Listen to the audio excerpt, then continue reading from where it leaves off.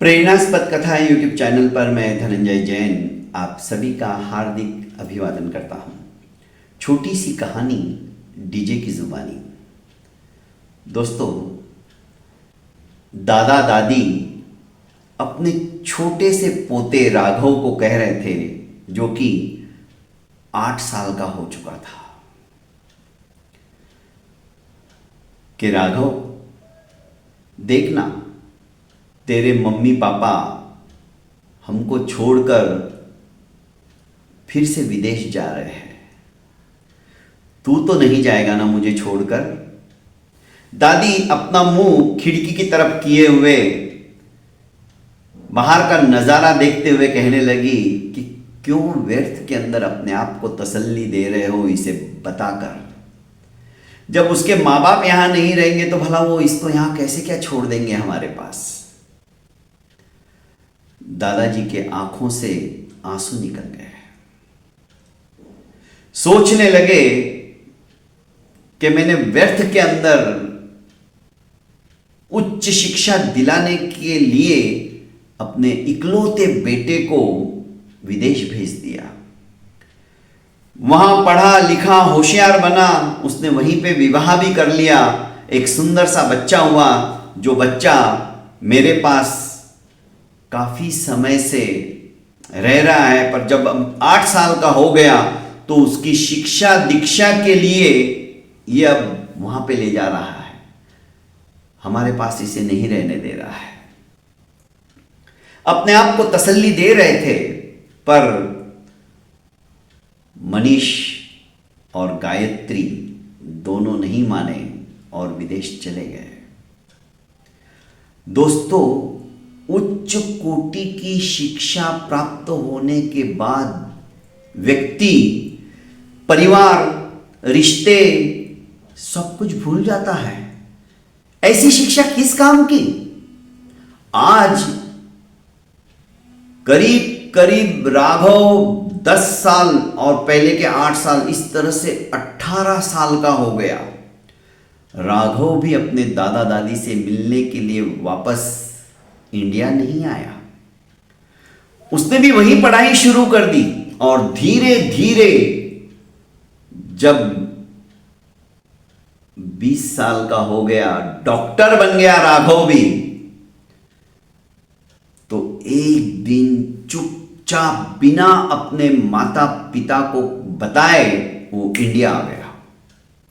उसके मन के अंदर अपने दादू को मिलने की बड़ी इच्छा थी, क्योंकि बचपन से लेकर 8 साल तक वो दादू के गोदी में ही खेला था, दादू के संस्कारों से संस्कारित था।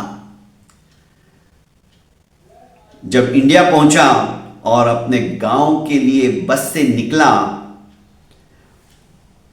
उसको मानो पर पंख फूट गए हो। सोच रहा था कब मैं उड़कर अपने दादू की गोदी में चला जाऊं। बड़ा हो गया था। जैसे गांव के बाहर बस रुकी, गांव का नक्शा अब बदल चुका था। जो छोटी छोटी झोपड़ियां थी, वहां पर बड़े बड़े घर, पक्के मकान बन चुके थे। जो कच्चे रास्ते थे, पक्की सड़कें बन चुकी थी। पैदल ही जा रहा था, अजनबी की भांति लोग उसे देख रहे थे, वो भी लोगों को देख रहा था, पर कोई किसी से पहचान नहीं थी, क्योंकि काफी बड़ा हो गया था। अब जैसे ही अपनी पुरानी अट्टालिका के सामने वो पहुंचा तो उसकी सारी यादें तरोताजा हो गई। दादू भीतर हुक्का फूंक रहे थे। ये सीधा भीतर गया, अपना बैग एक तरफ पटका और दादू के चरणों में गिर गया। दादू ने भी अनजान चेहरे को देखा, पर जैसे ही अपना हाथ उसकी पीठ के ऊपर रखा आशीर्वाद स्वरूप, तो अचानक उनके मुंह से निकला, अरे राघव तू। राघव ने भी कहा, हाँ दादू, मैं आ गया हूं दादू, अब आपको छोड़कर मैं कहीं नहीं जाऊंगा। दादू अच्छी तरह से उसे टटोल रहे थे, ये पूरा की पूरा आया है या कुछ अंग प्रत्यंग विदेश में छोड़ के आ गया है अपने। पर नहीं, उसने अपना फैसला कर लिया था। बोला कि दादू आप निश्चिंत रहिए, अब मैं वापस अपने मम्मी पापा के पास नहीं जाऊंगा, मैं आपके पास ही रहूंगा, इसी गांव में रहूंगा। पर राघव, मनीषा और गायत्री तुझे रहने देंगे क्या यहां?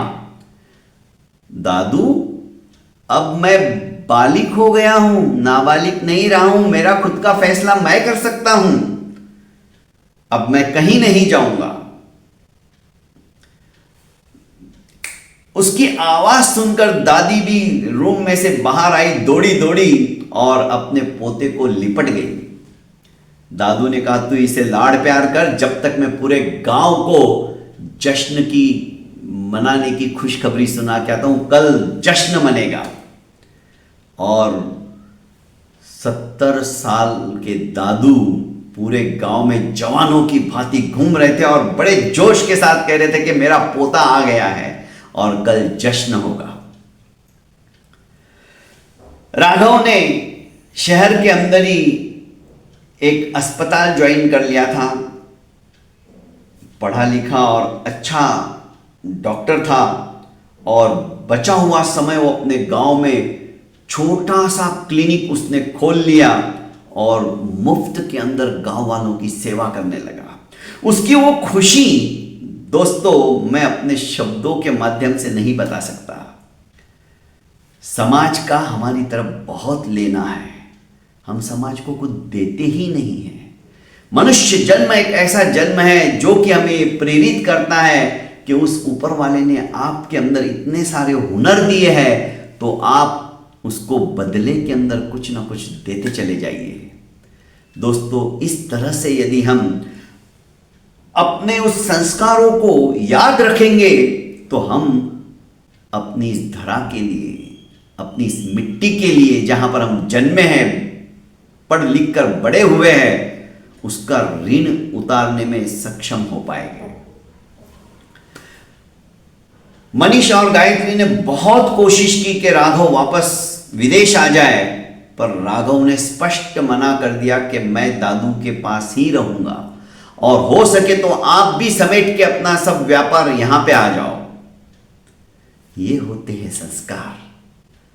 बचपन में जो संस्कार हमें दे दिए जाते हैं ना दोस्तों, वो अक्षुण्ण होते हैं। इसलिए बड़े बुजुर्गों के पास अपने बच्चों को रखो, वे अपना एक्सपीरियंस उन बच्चों को कथा के माध्यम से, कहानियों के माध्यम से बराबर देते रहते हैं और यही बच्चे आगे जाकर माता पिता की सेवा भी करते हैं। वरना आज स्थितियां इतनी बदल चुकी है, जैसे ही बुढ़ापे की उस दहलीज के ऊपर पैर रखते हैं ना तो बच्चों को अखरने लग जाते हैं और वे उन्हें वृद्धाश्रम में छोड़कर आते हैं।